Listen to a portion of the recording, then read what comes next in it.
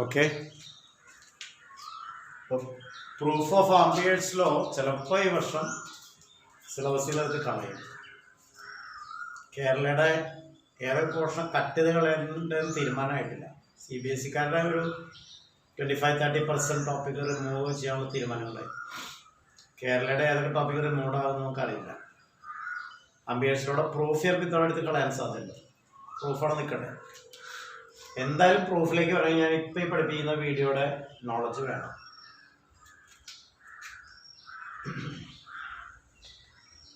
ഞാനിവിടെ വരച്ചേക്കണത് വീണ്ടും ഞാൻ പഠിപ്പിക്കാൻ പോകുന്ന ലോറൻസ് ഫോഴ്സ് തന്നെയാണ് കേട്ടോ. പറഞ്ഞു ഈ ചാപ്റ്ററിൽ ലോറൻസ് ഫോഴ്സ് കുറെ കയറിയത്. Lawrence force on a current carrying conductor. Lawrence force on a current carrying conductor. ഇതാണ് കേട്ടില്ല. Lawrence force on a current carrying conductor. ഒരു ഫീൽഡില് ഒരു കണ്ടക്ടർ വച്ചേക്കാം. ഒരു സിലിണ്ടറിക്കൽ വയർ ഞാൻ വരച്ചേക്കാണ്. കോപ്പർ വയർ അല്ലെങ്കിൽ അലൂമിനിയം വയർ എന്താണ്? A എന്നറ്റം B എന്നറ്റം. ഇതിലൊരു കറണ്ട് ഫ്ലോ ചെയ്യുന്നുണ്ടോ? ഉണ്ട്. ആ കറണ്ടിന്റെ അലൈൻമെന്റ് ഞാൻ ആരോ ഇട്ടേക്കാണ്, I ആംപിയർ കറണ്ട്. ആ കറണ്ടും ഫീൽഡും തമ്മിലൊരു ആംഗിൾ ഉണ്ടോ? ഉണ്ട്, θ. ഈ കണ്ടക്ടർ AB എന്നതിനൊരു ലെങ്ത് ഉണ്ടോ? ഉണ്ട്, L metre. Magnetic field B tesla ഫീൽഡാണ്. Magnetic field in the unit tesla. θ എന്ന് പറയുന്നത് എന്താണ്? Angle made by current I ampere with field B tesla. അതായത് ഒരു കറണ്ട് ക്യാരിയിങ് കണ്ടക്ടറിനെ ഒരു മാഗ്നറ്റിക് ഫീൽഡ് കൊണ്ട് വച്ചാൽ കണ്ടക്ടറിന്റെ പേരെന്താണ്? AB. ഇവിടെ നിന്ന് എവിടേക്കാണ് കറണ്ട്? എയിൽ നിന്ന് ബിയിലേക്ക്. ഒരു സിലിണ്ടറിക്കൽ വയർ, തിൻ വയറോ തിക്ക് വയറോ എന്താ അവിടെ? ഒരു തിൻ വയറോ തിക്ക് വയറോ എന്താ അവിടെ? അതാണ് AB എന്ന കണ്ടക്ടർ. എയിൽ നിന്ന് ബിയിലേക്ക് ഒരു കറണ്ട് ഒഴുകുന്നുണ്ട്. അതാണ് I ആംപിയർ കാണിച്ചത്. അങ്ങനെ θ ഡിഗ്രി ചരിഞ്ഞാണ് ആ current with field.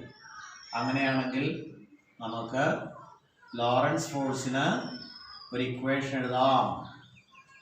F is equal to IL cross B. വളരെ പ്രധാനപ്പെട്ട ടോപ്പിക് കൂടിയാണ്. ഇതൊന്നും സിലബസിൽ നിന്ന് കളയില്ല കേട്ടോ, പേടിക്കണം.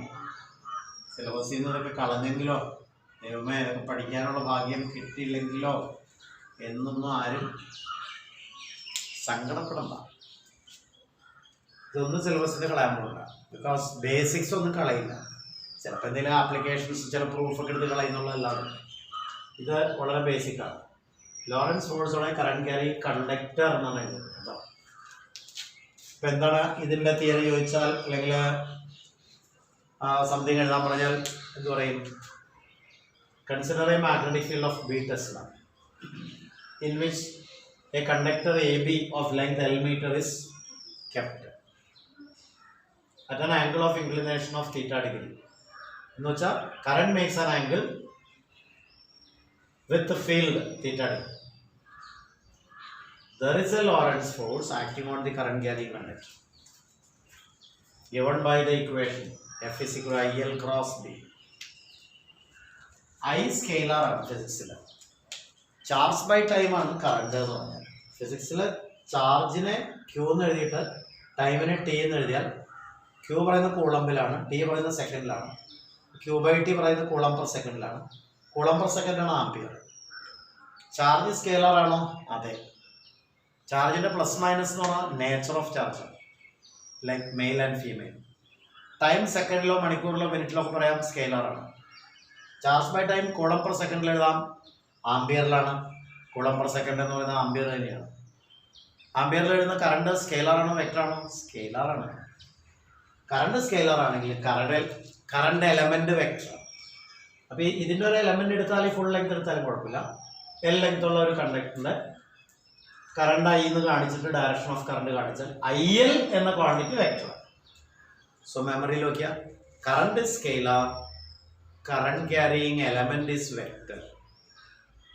ഐ എന്ന് പറയുന്നത് സ്കെയിലറാണ്, പക്ഷെ ഐ എൽ എന്ന് പറയുന്നത് വെക്ടർ. What is L? എല്ലും സ്കെയിലറാണ്. ഒറ്റയ്ക്ക് പറയുമ്പോൾ length of a conductor L സെന്റിമീറ്ററിനോ എൽ മീറ്ററിനോ എന്നോട് പറഞ്ഞു. സ്കെയിലറാണ്. ഒരു നീളം എവിടെ നിന്ന് അങ്ങോട്ട് അളന്നാലും ഇങ്ങോട്ട് അളന്നാലും സെയിം ആണ്. ഇപ്പം എനിക്ക് 10 സെന്റിമീറ്റർ ലെങ്ത് ഉണ്ട്. അടിയിൽ നിന്ന് മുകളിലേക്ക് കിടന്നാലും മുകളിൽ നിന്ന് അടിയിലേക്ക് കിടന്നാലും 10 സെന്റിമീറ്റർ ആണ്. ഡയറക്ഷൻ ഇല്ല, ലെങ്ത് ആണ്. പക്ഷെ ഇതിൽ കറണ്ട് ഫ്ലോ ചെയ്ത് കഴിയുമ്പോൾ ഈ കറണ്ട് എലമെന്റ് ആസച്ച് വെക്ടർ ആയിരിക്കും. സോ ഐ സ്കെയിലറാണ്, ലെങ്ത് മാത്രം പറഞ്ഞാൽ സ്കെയിലറാണ്. ഐ എൽ എന്ന കറണ്ട് എലമെന്റ് വെക്ടറാണ്. രണ്ട് വെക്ടറിന്റെ ക്രോസ് പ്രോഡക്റ്റ് മൂന്നാമതൊരു വെക്ടർ ആയിരിക്കും. മാഗ്നറ്റിക് ഫീൽഡ് ഇന്റൻസിറ്റി ടെസ്ലയിൽ എഴുതും വെക്ടർ ക്വാണ്ടിറ്റി ആണോ? അതെ. ഡയറക്ഷൻ ഉണ്ടോ? ഉണ്ട്. മുകളിൽ ആരോ മാർക്ക് ചെയ്യാമോ? ചെയ്യാം. കറണ്ട് എലമെന്റ് വെക്ടർ ആണോ? അതെ. കറണ്ട് സ്കെയിലറാണ്. ലെങ്ത് ഓഫ് എ കണ്ടക്ടർ സ്കെയിലറാണ്. Current carrying element, current carrying conductor എന്ന് പറയാം, വെക്ടർ എടുക്കാം. കറണ്ടിന്റെ ദിശയോടുകൂടി കറണ്ട് എലമെന്റിനെ വെക്ടറായി ട്രീറ്റ് ചെയ്യും. ബി വെക്ടറാണ്. I L cross B force വെക്ടറാണ്. എക്സ്പാൻഡ് ചെയ്യാൻ പോകണം. F is equal to I into L into B into sine theta. Cross product expand ചെയ്യുമ്പോൾ എന്ത് വരും? സൈൻ തീറ്റ വരും. ഡോട്ട് പ്രോഡക്റ്റ് ആണെങ്കിൽ കോസ് വരും. ക്രോസ് പ്രോഡക്റ്റ് സൈൻ വരും. ഐ എൽ ബി സൈൻ തീറ്റ. ഓർമ്മയിൽ വയ്ക്കാനുള്ള എളുപ്പവഴി പറഞ്ഞുതരാം. ബിൽ എന്ന് പറഞ്ഞു. B I L, bill, B I L, ആ ഓർഡറിൽ ഓർക്കും. ബിൽ, ബിൽ സൈൻ തീറ്റ. ബിൽ സൈൻ തീറ്റ എന്ന് ബൈ ഹാർട്ട് കേട്ടോ. ബിൽ എന്ന് പറയുമ്പോൾ നമ്മൾ ഇലക്ട്രിസിറ്റി ബില്ല് 2 എൽ ഉണ്ട്. ബിൽ ക്ലിന്റൺ 2 എൽ ഉണ്ട്. ബിൽ ക്ലിന്റൺ പണ്ടത്തെ USA president bill Clinton. Electricity bill, KCB bill, water അതോറിറ്റിയുടെ ബില്ല് 2 എൽ ഉണ്ട്. ഇവിടെ ഒരേ എല്ല് മാത്രമേ ഉള്ളൂ. തൽക്കാലം ഇങ്ങനെ ഓർത്തിരുന്നാൽ മതി. ബിൽ ക്ലിന്റന്റെ 2 എല്ലില് ഒരെല്ലാരും ഊരി. ബിൽ ക്ലിന്റന്റെ 2 എല്ലില് ഒരെല്ലാരും ഊരിയെടുത്തു. ബാക്കി ഒരെല്ലുണ്ട് അയാൾക്ക്. Bill sine theta. ഇതാണ് Lorentz force on a current carrying കണ്ടക്ടറിന്റെ equation.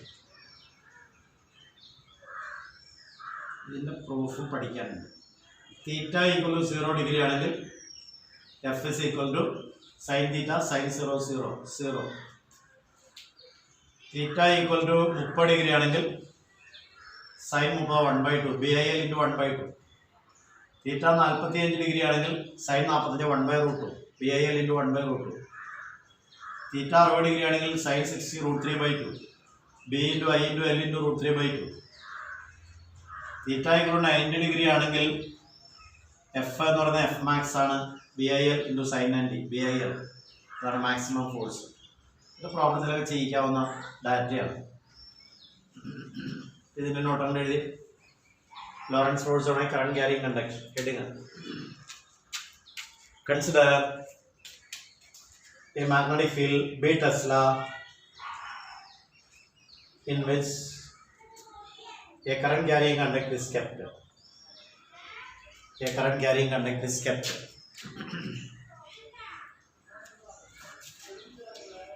Current makes an angle theta degree with magnetic field.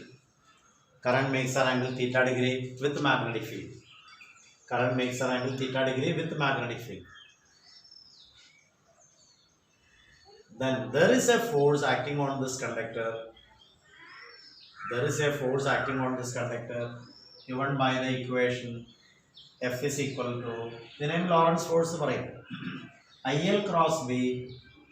F is equal to IL cross B expanded as ILB sin theta, expanded as ILB sin theta equal to BIL sin theta, equal to BIL sin theta. Example, theta equal to 0 degree, F is equal to 0. Sin 0 0 ആണ് എല്ലാവർക്കും അറിയാം. theta equal to 30 degree, F is equal to BIL into 1/2. Theta equal to 45 degree, theta angle 45 degree. F is equal to B I O ഒക്കെ കണക്കിൽ തരും. Into √3 1/√2. Theta angle 60 degree. F is equal to B I L into √3/2. Sine 45 എത്രയാണ്? 1/√2. Sine 60 degree √3/2. Theta angle 90 degree. F is equal to B I L sine 91 അല്ലേ? ഇതിനെ F max എന്ന് എഴുതാൻ വേണമെങ്കിൽ maximum force F max. വീണ്ടും എഴുതാം. Theta equal 180 degree എന്ന് വെച്ചാൽ എന്താ?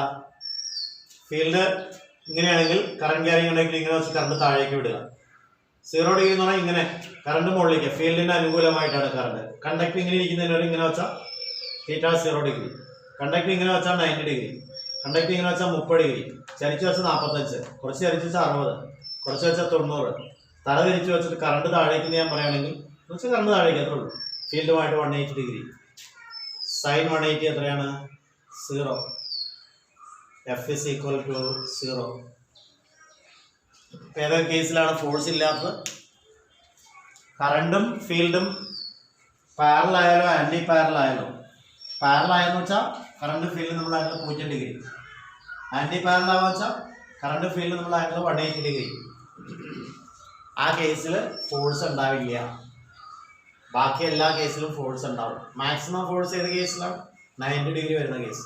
എന്ന് വെച്ചാൽ കറണ്ട് ക്യാരിങ് കണ്ടക്ടറും മാഗ്നറ്റിക് ഫീൽഡും പെർപെൻഡിക്കുലറാണ്. വരുന്നില്ല. ഫോഴ്സ് അല്ലേ, വെക്ടർ ക്വാണ്ടിറ്റി അല്ലേ, അപ്പോൾ ഡയറക്ഷൻ പറയണ്ടേ? ഡയറക്ഷൻ എങ്ങനെ പറയാം? ബി നമ്മളിങ്ങനെ വരച്ചു. കറണ്ട് എലമെന്റിലെ കറണ്ടിന്റെ ഡയറക്ഷൻ ഐ എൽ എന്ന് പറഞ്ഞിട്ട് കറണ്ട് എലമെന്റ് നമ്മൾ ഇങ്ങനെ കാണിച്ചു വെക്ടർ ക്വാണ്ടിറ്റി ആയിട്ട്. ഈ ആംഗിൾ നമ്മൾ തീറ്റ ഡിഗ്രി എന്ന് എഴുതി. പടം തന്നെ നമ്മൾ വേണ്ട കാര്യങ്ങൾ മാത്രം വരച്ചു. ഐ എൽ ഇങ്ങനെ കാണിച്ചു, ബി ഇങ്ങനെ കാണിച്ചു. ഐ എൽ ക്രോസ് ബിയുടെ ഡയറക്ഷൻ കാണി എന്ത് ചെയ്യണം? റൈറ്റ് ഹാൻഡഡ് സ്ക്രൂ റൂൾ പ്രകാരം ഐ എൽ എന്ന വെക്ടറിൽ നിന്നും, ആദ്യം പറയുന്നത് ഐ എൽ ആണ്, പിന്നെയാണ് ബി വന്നേക്കുന്നത്. അപ്പൊ ഐ എൽ എന്ന വെക്ടറിൽ നിന്നും ബി എന്ന വെക്ടറിലേക്ക് തിരിക്കുന്ന ഒരു റൈറ്റ് ഹാൻഡ് സ്ക്രൂവിന്റെ ടിപ്പ് പുറത്തേക്ക് നീങ്ങും.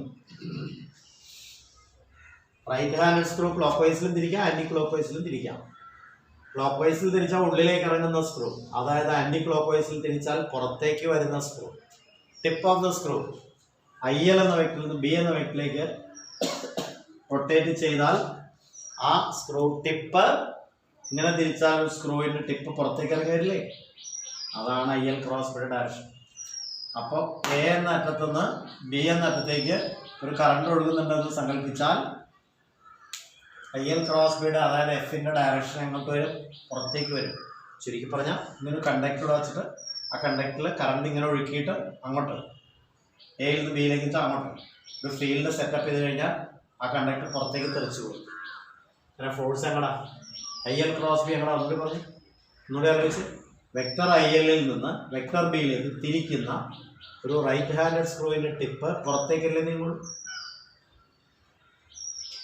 അതാണ് ഡയറക്ഷൻ. അപ്പോൾ ഡയറക്ഷൻ കൂടി നോട്ട് ചെയ്തു. Direction of force. Direction of force. Direction of this force is in the direction of IL cross B. Direction of this force is in the direction of IL cross B. That is, rotate a right-handed screw from IL to B. Rotate a right-handed screw from IL ൽ നിന്ന് to B, ബിയിലേക്ക്. എളുപ്പം ഇങ്ങനെ വരാറില്ല, ഇങ്ങനെ പോകുന്നല്ലോ. ഇങ്ങനെയല്ലേ ചന്ദനം എന്ന് പറഞ്ഞ ആൾക്കാർ.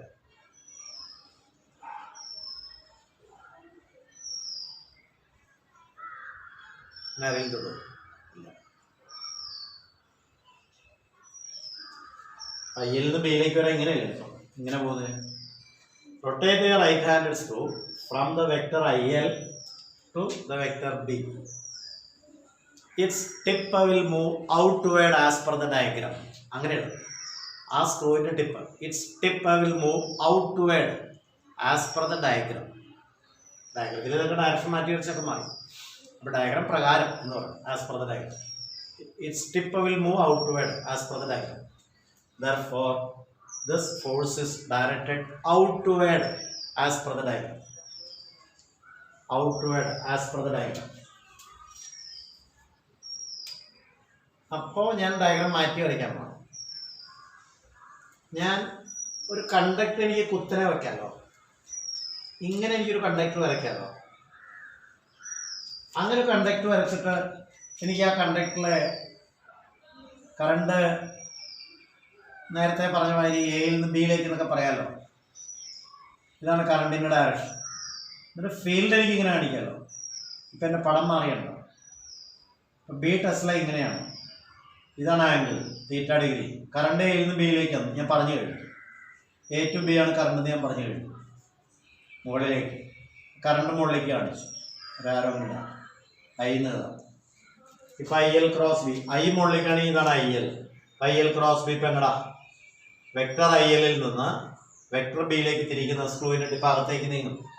അതാണ് ഈ പുറത്തേക്ക് അകത്തേക്ക് എന്നൊക്കെ പറയുന്നത് ആസ് പെർ ദ ഡയഗ്രാം. ഇപ്പം നോട്ട് എന്ന് പറഞ്ഞ് എഴുതിയെടുക്കണം. Let us change direction of IL and B as per the other diagram. Let us change the directions of IL and B. നേരത്തെ നമ്മൾ ഇവിടെയാണ് IL കാണിച്ചത്, ഇവിടെയാണ് നേരത്തെ ഇവിടെയാണ് നമ്മൾ B കാണിച്ചത്. ഫീൽഡിൻ്റെ ഡയറക്ഷൻ മാറ്റി. കണ്ടക്ടറിൻ്റെ അറ്റ എയും ബി കൺഫ്യൂഷൻ ആവില്ല കേട്ടോ, ഈ ബിയുമായിട്ട് കൺഫ്യൂഷൻ ആവില്ല. Let us change the direction of IL and B as per figure 2. ഇപ്പം നേരത്തെ ഫിഗറിനെ ഫിഗർ 1 ആക്കിക്കോ. As per figure 2 then IL cross B is directed inward. മനസ്സിലാക്കാൻ വലിയ പാടൊന്നുമില്ല. then IL cross B is directed inward. കാര്യം മനസ്സിലായോ? Right handed സ്ക്രൂവിനെ IL നിന്ന് ബിയിലേക്ക് ഇങ്ങനെ തിരിക്കണം. ഇങ്ങനെ തിരിച്ചാനായിട്ട് ഇപ്പം അകത്തേക്ക് ഇറങ്ങും.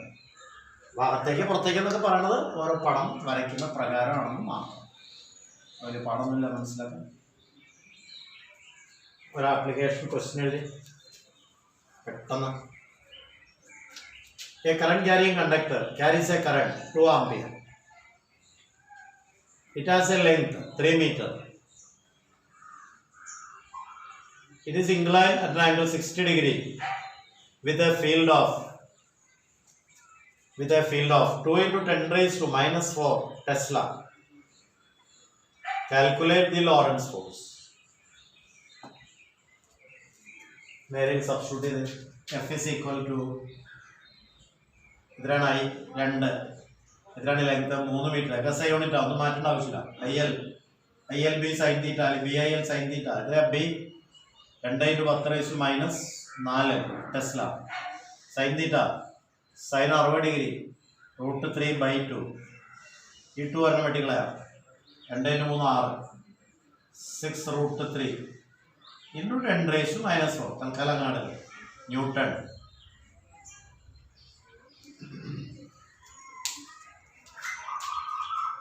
ഇത് പെർ യൂണിറ്റ് ലെങ്തിനല്ല കേട്ടോ. ലോറൻസ് ഫോഴ്സോടെ കറന്റ് ക്യാരിങ് കണ്ടക്ടർ എന്ന് പറഞ്ഞാൽ for a length L metre ആണ്. അപ്പൊ പെർ മീറ്റർ എന്ന് എഴുതല്ലേ. നേരത്തെ ആംബിയേഴ്സ് ലോ ഫോർ 1 മീറ്റർ ആയിരുന്നു. ഇത് ഹോൾ ലെങ്ത് ഓഫ് ദി കണ്ടക്ടറാണ് L തന്നേക്കാലേ. L 1 ആണെങ്കിൽ ഓക്കെ, അപ്പൊ 1 എഴുതാം. ഇവിടെ L തന്നേക്കാലേ. എത്രയാണ് ഇവിടെ ലെങ്ത് തന്നത്? എത്ര മീറ്റർ എന്നുകൊണ്ട് എഴുതി നമ്മൾ. അത്രയും മീറ്റർ സബ്സ്റ്റിറ്റ്യൂട്ട് ചെയ്ത്. രണ്ടാമത്തെ application, second question. A conductor has a length 20 meter. It carries a current 25 ampere. Kept in a magnetic field of 0.38. Gauss എന്ന് പറയുന്നത് CGS യൂണിറ്റ് ആണ്. കണക്കുകളിൽ കയറി വരും, ഞാൻ പറയാം.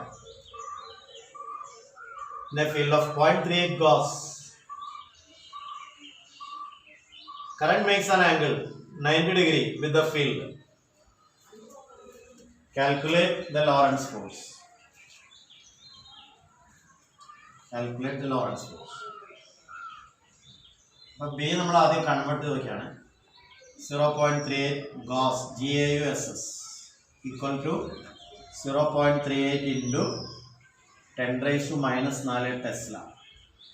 ഇപ്പോഴേ ഓർത്ത് വെച്ചോ, 1 Gauss എന്ന് പറയുന്നത് 10 raised to minus 4 ടെസ്ലയാണ്. എന്ന് വെച്ചാൽ 10⁴ ഗോസ് കൂടിയാലേ 1 ടെസ്ല ആവും. രണ്ട് സെയിം ആണ്. 10⁴ ഗോസ് 1 ടെസ്ലയാണ്. ഗോസിനെ ടെസ്ല ആക്കാൻ എന്ത് ചെയ്യണം? 10⁻⁴ ഗുണിക്കണം. 10⁴ ഗോസ് എത്ര? 10⁴ ഇൻറ്റു 1 ഗോസ് എത്ര? 10⁻⁴ ടെസ്ല. 10⁴ ഗോസ് എത്ര? 10⁻⁴ ഇൻറ്റു 10⁻⁴ 10⁻0, അതായത് 1. ഇത് ഏതെങ്കിലും ഒന്ന് ഓർത്തിരിക്കും. 10⁴ ഗോസ് കൂടി ടെസ്ല ആയിരുന്നു. 1 ഗോസിനെ ടെസ്ല ആക്കാൻ 10⁻⁴ കൊണ്ട് ഗുണിക്കണമെന്ന് ഏതെങ്കിലും ഒന്ന് ഓർത്തിരിക്കും. ഇനി എഫ് എടുത്ത് എഫ് ഇസ് ഈക്വൽ ടു എത്രയാണ്? ബി തന്നേക്കണേ 0.38 നമ്മൾ കൺവേർട്ട് ചെയ്തു ഇൻറ്റു 10⁻⁴. കറണ്ട് എത്രയാണ്? 25 ആംപിയർ. ലെങ്ത് ഓഫ് കണ്ടക്ടർ എത്രയാണ്? 20 മീറ്റർ. മീറ്ററിൽ തന്നെ. സൈൻ തീറ്റ എത്രയാണ്? sin 91. കുടിച്ച ആൻസറായി. എഫ് ഇസ് ഈക്വൽ ടു ഇവിടെ 38 എന്നാക്കാം. ഇൻറ്റു 10⁻⁻2 എന്നാക്കാം. ഇൻറ്റു 10⁻⁻4 ഇൻറ്റു 25 ഇൻറ്റു 20 ചെയ്ത ആൻസറായി. എഫ് ഇസ് ഈക്വൽ ടു, ഞാൻ ഉത്തരത്തിലേക്ക് വരുന്നില്ല, 38 ഇൻറ്റു 25 ഇൻറ്റു 2 ഇൻറ്റു ഇവിടെ ഒരു 0 ഉണ്ട്. ഇവിടെ -6 ആണ്. അപ്പോൾ -5 -5 ഇത് ഗുണിക്കണം. n newton. Last question. A current carrying conductor carries a current 500 ampere. It has a length 100 centimeters.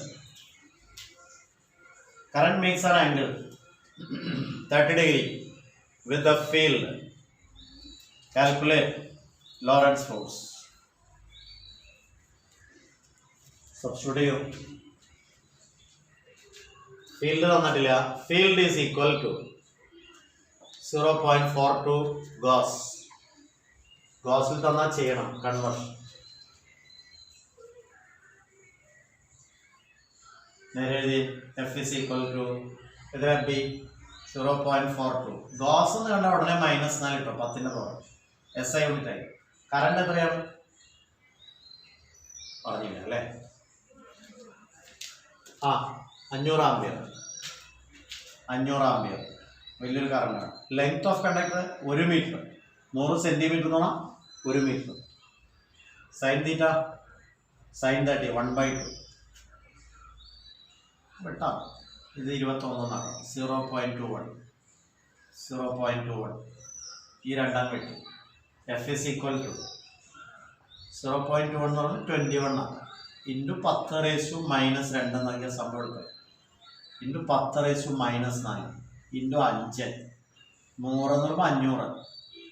10⁻⁻2 10⁻+2 പോകട്ടെ. F is equal to 21 into 5 105 into 10⁻⁻4 newton. ശരിയല്ലേ? ഇപ്പം നമ്മൾ ലോറൻസ് ഫോഴ്സ് ആണ് കറണ്ട് ക്യാരിയിങ് കണ്ടക്ടർ എടുത്തു. ഇന്ന് പറഞ്ഞത് എന്തൊക്കെയാണ്? Ampere's law. അതിൻ്റെ പ്രൂഫ് പറഞ്ഞിട്ടില്ല. ആംബിയേഴ്സ് ലോയുടെ എക്സ്പ്ലനേഷൻസ് അതിൻ്റെ ആപ്ലിക്കേഷൻസ് പഠിച്ചു. പ്രൂഫിലേക്ക് നമുക്ക് വേണ്ടി വരാണെങ്കിൽ വന്നാൽ നോക്കട്ടെ. സിലബസ് ഒന്നുകൂടി മോഡിഫൈ ചെയ്ത് ഈ മാസം വരുന്നതാണ് കേൾക്കുന്നത്. നമുക്കത് പഠിച്ചു കഴിഞ്ഞാൽ പിന്നെ അതിലേക്ക് എപ്പോഴും വരാം. പിന്നെ നമ്മൾ ലോറൻസ് ഫോഴ്സ് ആണ് കറണ്ട് ക്യാരിയിങ് കണ്ടക്ടർ പഠിച്ചു. അതിൻ്റെയും പ്രൂഫ് വേണമെങ്കിൽ ഞാൻ എടുക്കും. ഈ ഇക്വേഷൻ എങ്ങനെ കിട്ടിയെന്ന് തോന്നും. IL×B എങ്ങനെ കിട്ടിയെന്ന് പ്രൂഫ് ഉണ്ടെങ്കിൽ ഞാൻ എടുക്കും പിന്നീട്. അതുവരെ നമുക്ക് ആപ്ലിക്കേഷൻ ഒക്കെ ചെയ്ത് തന്നെ പോകാം. ഇന്നപ്പോൾ അത്രയും മതി.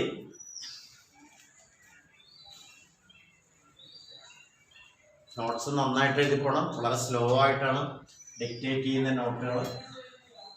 അപ്പോൾ തന്നെ നിങ്ങൾക്ക് എഴുതിപ്പോകാൻ ഈ വീഡിയോയുടെ ഓഡിയോ കേൾക്കുന്ന സമയത്ത് കൂട്ടത്തിൽ എഴുതാവുന്നതിൽ അപ്പോൾ തന്നെ പറഞ്ഞപ്പോഴേ നിങ്ങൾ പല കുട്ടികളും സാന്ദ്ര ജെസ്സിൻ വഴി എന്നോട് പറയിപ്പിച്ചിരുന്നു. എന്നാണ് സാന്ദ്ര ജെസ്സിൻ എന്നോട് പറഞ്ഞത്? അതായത് നോട്ട് സാർ ഇങ്ങനെ ഒന്ന് ഡിക്റ്റേറ്റ് ചെയ്യാമ്പോൾ ക്ലാസ്സിൽ എടുക്കുമ്പോഴൊക്കെ തരുന്ന മാതിരി ഇപ്പം ഞങ്ങൾക്ക് നോട്ട് എഴുതാൻ എളുപ്പമായിരിക്കും എന്ന് പല കുട്ടികളും അഭിപ്രായം പറഞ്ഞു എന്ന് സാന്ദ്ര ജസ്സിന് എന്നോട് കമ്മ്യൂണിക്കേറ്റ് ചെയ്തു. Okay, good. എല്ലാ ആൾക്കാർക്കും വേണ്ടി ഒരു റെപ്രസെൻറ്റേറ്റീവ് പറയുന്നത് നല്ലതാണ്. അപ്പോൾ അതുകൊണ്ടാണ് ഞാൻ നോട്ട് പറയുന്ന ഒരു ശൈലിയൊക്കെ മാറ്റിയത്. എന്തായാലും കുറേശ്ശെ പയ്യെ തിന്നാൽ പനയും തിന്നാം, ഒരുമയുണ്ടെങ്കിൽ ഒലക്കാപ്പുറത്തും കിടക്കാം എന്നൊക്കെ ചൊല്ലുണ്ട്. ഒരുമയുണ്ടെങ്കിൽ ഒലക്കാപ്പുറത്ത് കിടക്കാം എന്നുള്ളത് വളരെ വിശദീകരിച്ച് പഠിക്കേണ്ട സാധനം പറയില്ല. അതിന് മലയാളം പരിഭാഷയിൽ കുറേ ക്രിറ്റിസിസംസ് ഒക്കെ പറഞ്ഞിട്ടുണ്ട്. അത് ഞാൻ അടുത്തിടയ്ക്ക് മനസ്സിലാക്കി. ഒരുമയുണ്ടെങ്കിൽ ഒലക്കപ്പുറത്തും കിടക്കുന്നതാണ്, അല്ലാണ്ട് ഒലക്കാപ്പുറത്തും കയറി കിടക്കലല്ല. എന്താവട്ടെ, എനിക്കൊന്നും പോകില്ല. ഒലക്കെടുത്ത് പുറത്തും വിടുന്നുള്ളതാണ് എൻ്റെ മലയാളം സാർമാർ. അല്ലാണ്ട് ഒലക്കയുടെ മുകളിൽ വീതി കുറഞ്ഞൊരു സാധനത്തിന് മുകളിൽ 2 പേർ കയറി കിടക്കാം. ഒരുമയുണ്ടെങ്കിൽ ഒലക്കാപ്പുറത്ത് കിടക്കാവുന്ന ആൾക്കാരെ അങ്ങനെ ഞാനും തെറ്റിദ്ധരിച്ചിട്ടുണ്ട്. അപ്പോൾ എന്ന് പറയുന്ന മാതിരി നമുക്ക് പയ്യെ തിന്നാൽ പനയും തിന്നാം, അത് സംഭവം. പതുക്കെ ഫിസിക്സ് ആയാലും മാത്സ് ആയാലും കെമിസ്ട്രി ആയാലും കമ്പ്യൂട്ടർ ആയാലും ബയോളജി ആയാലും കുറേശ്ശെ ഇങ്ങനെ കഴിച്ചുകൊണ്ടേ ഇരുന്നാൽ നമ്മളിനി തുറന്നുകൂടെ വരാൻ പറ്റുന്നൊരവസ്ഥ വരും. എന്തായാലും by December or latest by January you will come here. ആ സമയത്ത് നമുക്ക് ഈ റിവിഷൻ നടത്തുമ്പോഴൊക്കെ ഈ ഓൺലൈനിൽ നിന്ന് പഠിച്ച കുട്ടികൾക്ക് ഭയങ്കര എടുക്കാം. ഓക്കെ, എന്നാൽ നിൽക്കട്ടെ.